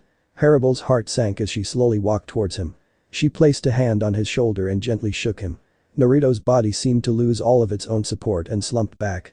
Harribel's blood ran cold. It took all her energy from not screaming. She gently laid Naruto on the bed. She stared at him for a second. The cavern shook from the ensuing battle on the surface. Harribel sat next to Naruto and placed her good hand on his face. She gently stroked his face as the minutes passed by. There was so much she wanted to do with him but couldn't. She leaned over his face. She could hear his breathing. It wasn't labored, but it was light. She could feel his chest slowly rising and falling. She stared at his sleeping visage, absorbing his presence. "Naruto," she whispered, "I love you." She truly meant it. After all they had been through together she could say it with her very soul. She loved this man. She remembered the first time she truly felt this for him. Harribel tear walked up a large sand dune. She looked ahead and saw a lone figure sitting at the top of the hill. The one she had been searching for. "Naruto," she called out, a smile adorning her face. But Naruto didn't respond. "Naruto," she called out again. But again Naruto ignored her. Her smile faded. Tear continued to walk closer to Naruto. When she was next to him he continued to ignore her while staring forward. Harribel turned to see what he was staring at and gasped. In front of the two was a desert of dead hollows. "Did you do all this?" Tear asked, not taking her eyes off the massacre scene in front of her. No, she was unable to take her eyes off this image. There were hundreds upon hundreds of dead hollows slowly rotten away. "Why?" Tear asked. This scene frightened her. There was so much death and destruction. Yes, she understood the ways of Hollow. Hollow fought and killed each other, but this brutal scene actually made her shiver. Many Hollow were torn in half. Many were missing half their masks, others had their limbs torn off. Blood colored the desert floor and it reeked of death. After minutes of silence Naruto spoke. But what he said would make Tear fear for their future. What he said would make her truly realize that she never truly understood Naruto and that he was somewhere she couldn't reach. "Did I ever tell you what insanity is?" Naruto asked. Tear was silent. Naruto continued, insanity is loneliness. Naruto then proceeded to tell her where he had been before meeting her. He told her about the never-ending loneliness and the lack of emotion. He told her of the emptiness and the darkness. He explained to her that to him this was insanity. The story made Harribel's heart weep. Naruto stood up and grabbed Harribel. You gave my life color. You gave me emotion. You saved me from my insanity. You gave me love. Naruto looked her straight in the eyes as he said this. Harribel blushed furiously. Naruto closed his eyes and sighed. I am not a violent person. I was caught at a bad time, but I pray for the hollow I killed. He turned to the field of dead hollow, they were the last of Baragan's court. Naruto motioned to the massacre scene. They came seeking revenge, he turned back to Harribel. His face had resolve, but I won't let them hurt the family I love. Naruto sighed again before smiling sheepishly. He knew he looked uncool trying to make excuses, but he didn't care. He took Harribel's hand and placed it on his heart. I love you dear Harribel, Naruto said with a genuine smile. Harribel was blown away. She quickly embraced Naruto.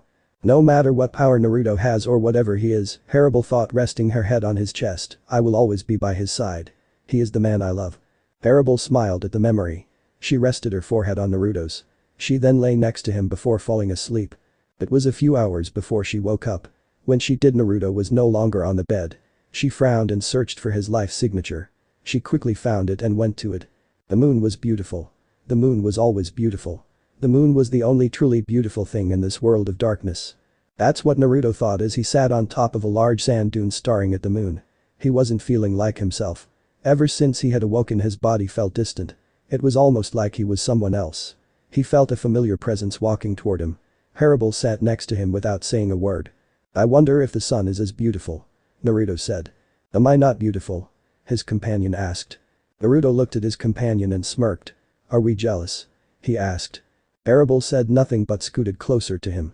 She grabbed his arm and rested her head on his shoulders. The two sat there in peaceful silence as they watched the moon. Eventually Harribel spoke. Naruto, will you stay with us? Will you stay with me? She asked hesitantly. I want to, Naruto replied with a frown. Then promise that you won't leave, that you won't die. Moments passed and Naruto said nothing. His companion put her head down in sadness. Silence passed between the two as they sat there. Finally Naruto spoke. You're beautiful, tear, he said. Despite this, neither of them overlooked the fact that he never promised. Naruto, hurry! Exclaimed Itachi as she led the pack. Naruto, or rather Naruto's clone, was in the back of the group. He smiled at the three who were excited to return to their master. But who could blame them? They had all evolved thanks to his training, and they wanted to show off their growth. Itachi was no longer a deer-like hollow, she was now a humanoid deer-like hollow. Her face was still covered by her deer mask, but it was now more human-like. Around her neck she had a large section of blue fur almost like a scarf. Her horns bent down to the small of her back. Her arms were covered in brown fur, but had rings of bone every few inches. The same went for her legs. Mila Rose now looked like a giant humanoid lion standing on 2 feet. Her body was very muscular and covered cur and plates. The plates covered hers almost like an Amazon warrior. Her mask was still a golden lion with a mane, but it was now longer.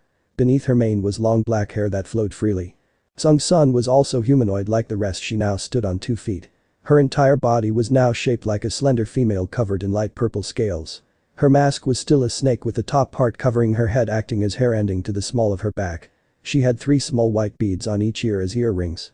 Hovering her body was a large hollow snake with its head draped over her shoulders.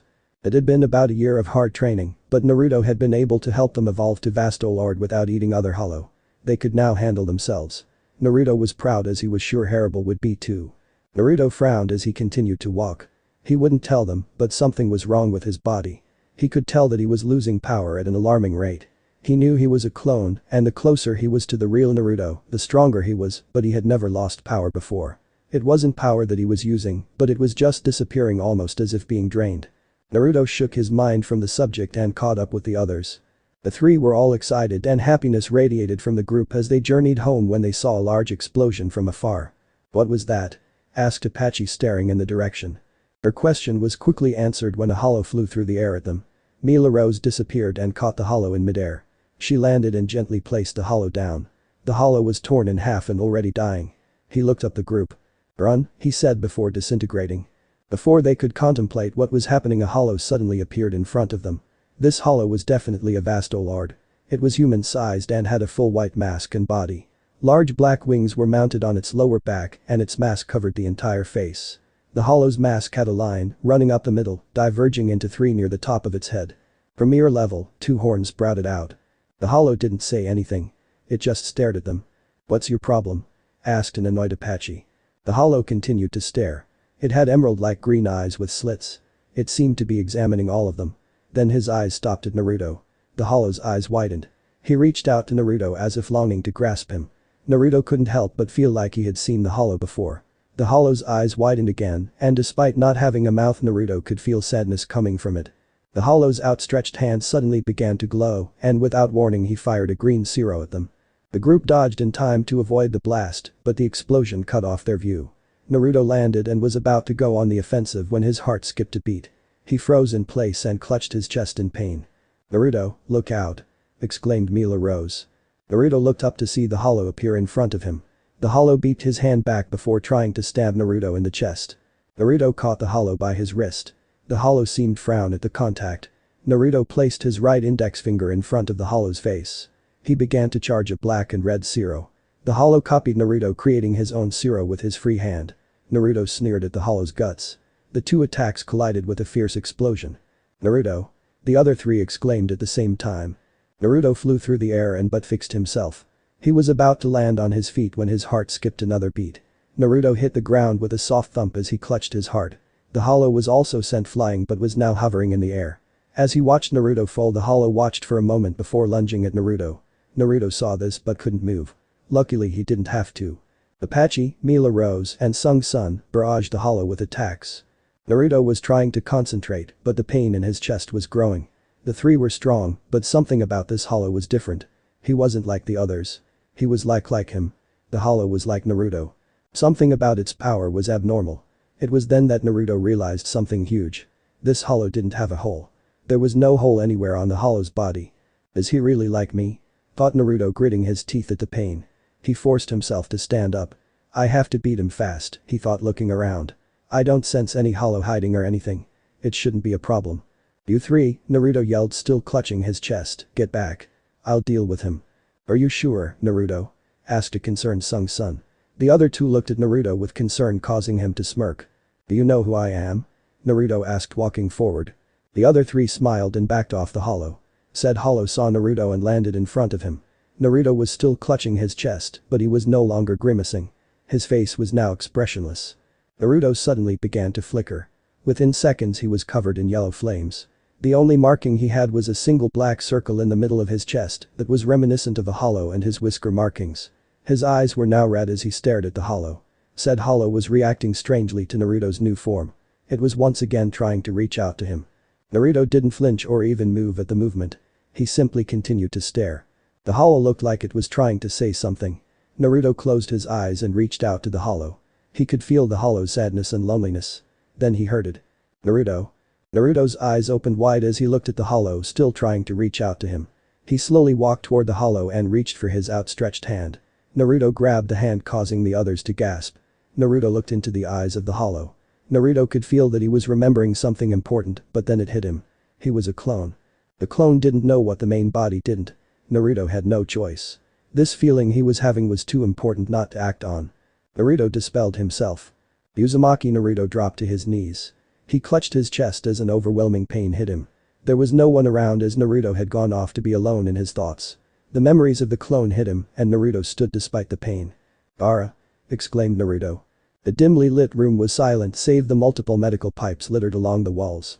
Large imposing computers surrounded, connected to the pipes, flashing random numbers. All in all, the room was hideous. It gave the vibe of a place where a mad scientist lived. Experiment after experiment. In the center of the room, connected to all the wires and cords, was a large liquid-filled glass capsule. Next to the capsule was a small wooden chair. Sitting on said chair was a relatively petite woman with gray eyes and black hair. She wore the uniform of the Onmitsukan. She held a book in her hands and quietly read from it. If one were to enter the room, the impression they would perceive was that of a widow patiently waiting for her comatose partner. A complete silent hour passed before the woman stood up. She peered inside the capsule, her eyes full of hope. She gently placed a hand on the glass as if it could shatter at the slightest touch. She sighed in defeat before walking out of the room. As she walked down the hallway, the days passed. Her hair grew longer, her gentle expression turned to ice. She grew taller and prouder. She began to wear a captain's haori. But every day she would return at the same time and read to the glass capsule. This small little daily ritual had become her support. Her lifeline. It was the only thing she could hold onto from the past. The Hollow's eyes widened when the Naruto clone popped away. The Hollow stood there in silence, as if waiting for the real Naruto to appear any second. Apache, Mila Rose, and Sung-Sun, who were all equally confused, stared at the Hollow, preparing in case it attacked again. But the Hollow never moved. It simply stood there, waiting. Naruto forced himself up. Air is here. Naruto thought, flying in the direction his clone had been. As Naruto flew through the air, his vision blurred and everything went white. Naruto exhaled as his eyes shot open. He was floating inside some kind of capsule filled with liquid. Naruto could hear the sporadic beeping of the monitors. He looked around, but all he could see was glass. It began to feel as if he was drowning. Naruto wanted to panic, to struggle, but he couldn't move his body. He struggled to move, but nothing happened. His vision began to slowly darken. Before he completely blacked out, he saw a figure running towards him. Whoever it was, the last thing he heard was someone screaming his name, Naruto. Naruto regained his vision. He looked around in a cold sweat. He was still flying through the desert at a breakneck speed. What just happened? Before Naruto could ponder the thought, he sensed the presence of his comrades. How did I get here so fast? Naruto landed next to the trio, causing them to jump in surprise. Naruto! Exclaimed Apache, who was the first to regain her composure. When did you get here? Naruto ignored her and stared at the nameless Hollow. Said Hollow stared back. The two were silent before Naruto walked up to him. Are you really Gaara? The Hollow's eyes widened at the name.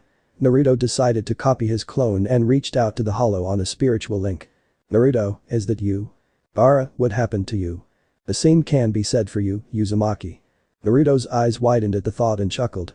You're absolutely right. It's a long story. Gaara examined himself for a moment as well. I've been waiting a long time to meet with you, I have time. Naruto frowned at the statement. Did the same thing happen to you as it did me? And what would that be? Gaara asked, crossing his arms. Were you trapped in our world, connected to a bunch of chains? Gaara's eyes widened at the statement, confirming Naruto's theory. I was trapped in my village, Gaara replied. I couldn't move. Not until I saw a vision of you. You were calling my name. The chains attached to me began to break. When they all finally broke, I awoke in darkness. My mind was driven by instinct. Slowly I was able to regain my former self. I've been wandering this desert searching for you.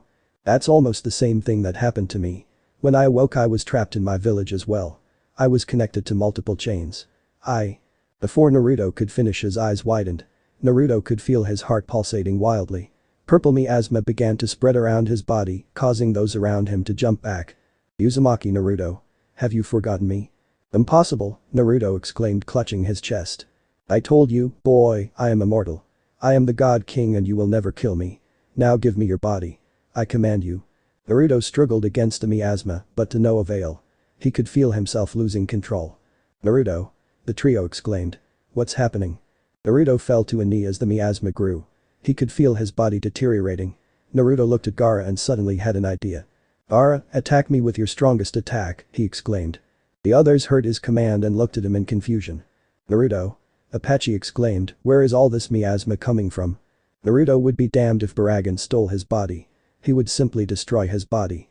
Gaara heard Naruto and without hesitation began to charge his strongest Zero.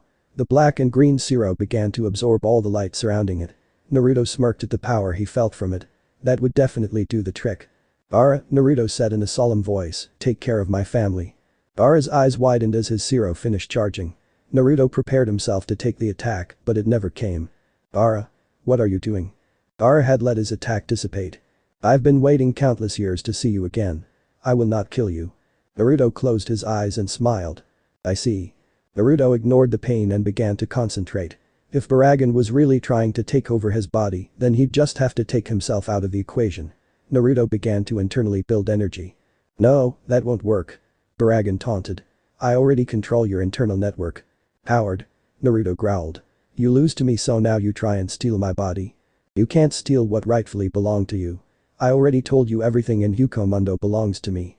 Everything under the sky is my domain. Naruto let loose a ferocious scream. It sounded as if he were a dying lion. His vision faded to black. Naruto slowly awoke in a familiar liquid-filled capsule. This time, he didn't panic or struggle. His body was still unmoving. On the outside of the capsule, he could distinctly make out someone sitting next to him. All he could do was stare at them. The person sitting next to him stood up and stared at him. Whoever they were exclaimed in shock. They began to call out his name, but their voice slowly slurred and Naruto blacked out. "Naruto," a woman called, rousing him from his slumber. Naruto awoke to find himself back at the base. Naruto scanned the cave. There were torches providing the light and a large round table in the middle. Near the table was a large flight of stairs leading up. Next to those stairs were another flight of stairs leading down. He noticed that he was sitting in a large stone chair. Everything seemed normal. Naruto looked at the woman that had woken him. She had green eyes, blonde eyelashes, and messy short blonde hair. The rest of her face and entire body was covered in white shark scale armor. An intriguing feature was that her right forearm was a giant white blade. She was staring at him with concern. "How are you feeling?" she asked. "Harribel." Naruto replied, a little confused. "What happened? Why am I here?" "Your friend Ulquiorra brought you back after you passed out," she answered. "Ulquiorra? Is she talking about Gaara?" "Naruto." Harribel spoke, her voice drenched in worry. "Naruto, are you okay?" As soon as she asked the question, Naruto's body felt old. He felt tired and in slow but constant pain. Why did she wake him? For some reason, he couldn't remember. Naruto closed his eyes and was about to let sleep take him when he felt her shake him awake. He slowly opened his eyes. That movement alone took more energy than he had. "Please," she begged. Naruto could feel her shaking. "Don't sleep again." It baffled Naruto how a simple request could make him feel. Mind you, it wasn't a simple request, but Naruto felt that if this woman had asked him to bring her the son, that he could and would do it. Naruto slowly stood up, ignoring the ridiculous amount of pain that shook his entire body. The woman acted as his support. "Everyone is waiting outside," she said, leading him to the stairs. "Sterk has already gone on ahead. He'll scout out the area for any incoming threats. I have no doubt that Baragan won't miss this opportunity to take revenge." "Baragan? The others told me that his miasma almost got you," Harribel explained. Naruto's head was hurting. Something was off. "Harribel, Baragan isn't out there," Naruto struggled to say. "What do you mean?" Her words were slowly drowned out as sleep took over. Naruto could feel himself falling, but he never hit the ground. The last thing he heard was the woman yelling his name. "That's right, Uzumaki. Let me take control. Sleep and never wake up." Naruto was once again greeted to the sight of glass and a strange liquid. He heard voices all around him. He could make out distinct figures walking around him. Some were taking notes, others messing with the machines around him. One of them exclaimed something and they all crowded around him. Naruto couldn't make out their words as his world slowly faded black. "Naruto!" a female voice exclaimed, waking him. Naruto scanned the area. He was in a familiar lit cave, but it wasn't the same as before. The cave had signs of battle and table that was originally in the middle was now broken into large chunks everywhere. The walls had large cracks and were covered in blood. Naruto continued to look around. Dead hollows littered the floor around him. Again the feeling of being old and in pain racked Naruto's body. It took Naruto a moment to realize that he was on the ground. "Where is everybody?" Naruto thought. "Naruto!" called out a male voice. Naruto heard rapid footsteps approaching. He tried to sit up, but the pain was too great. His eyelids became heavy as the person approached. Naruto felt someone pick him up. He looked around but could barely make things out. He heard more footsteps heading his way. "I found him," the man holding him up exclaimed. The man spoke in a melancholic voice. Naruto saw Harribel run down the stairs. She ran up and hugged him. "Ulquiorra," the woman said, "go help the others outside. If we can reach Baragan, then we can finally end this." Ulquiorra nodded and left the cave. As he left, Naruto noticed that Ulquiorra was battle-scarred. Harribel carried Naruto over to the wall. She also carried her own scars. A horrible feeling was building in the pit of his stomach. "Why are you still fighting?" she asked Naruto. "You're only spreading the curse. Your body can't handle it." "What do you mean?" Naruto coughed. A large explosion shook the cave. Naruto looked into the woman's eyes. They were filled with concern. "We were able to separate Baragan from your body. But the curse is still there." Another explosion shook the cave. A chunk of the cavern fell off. "Baragan!" Naruto exclaimed. "Where is he now?" Naruto tried to force himself up, but no matter how hard he tried, it was no use. "Why do you have to be so stubborn?" Harribel asked. "He has your power. There's nothing we can do but run." Naruto, who was now breathing heavily, had no answer. His lungs were on fire. Every breath was like being pierced with 1,000 of needles. Naruto stared into the beautiful green eyes that were watching him. He saw sadness, anger, worry, and many more emotions. They all gave him solace. After a moment, he forced himself to stand up. "Naruto, please," Harribel begged, "don't go." Tears rolled down her cheeks, causing him to frown. He knelt down in front of her and touched his forehead to hers. The two sat like that amidst the surrounding destruction. It was just the two of them. "I love you, Harribel." He gave her his trademark grin and stood up. He limped towards the exit. He would end this right here and now. He would erase all her pain. As Naruto reached the entrance, Ulquiorra slammed into the ground next to him. Naruto limped over to him. Ulquiorra examined his right arm that was quickly disintegrating. He began to concentrate, causing it to heal at a rapid rate. Naruto smirked, standing. "Why the name change?" he asked, looking up. The sky was covered in purple. Floating there looking down on him was the former god king of Yukomundo, Baragan Lucenbern. "Only you can call me Gaara," Gaara replied, standing next to Naruto. "But Ulquiorra is a name I share with the creature within me." Naruto made a mental note to ask what that meant later. If they survived, that is. Naruto examined the revived god king. His appearance had definitely changed. His purple cloak now covered in yellow flames. Naruto grimaced. Floating around Baragan were 6 large black orbs. "He really did take my power." "Looks like I'm on time," another voice said. Iote Sterk landed next to Naruto with a bored expression. "Everyone's a safe distance away," Sterk said without provocation. "We can go all out." "Harribel is still in there," Naruto replied, turning to face Baragan. "He doesn't touch her." He let loose all his remaining power. His eyes transformed, spinning wildly. Naruto let loose a battle cry. His body became shrouded in flames. He ignored his body screaming for him to stop and lie down. He crouched before charging at Baragan. Ulquiorra and Sterk followed suit. "Yes," Baragan exclaimed as Naruto charged him. "Uzumaki Naruto. I, the immortal god king, accept your challenge." So this part ends here. Alright, that's it for today's video, guys. Let me know in the comments section how was the story, and also don't forget to like, share and subscribe. I will meet you in another video. Bye bye.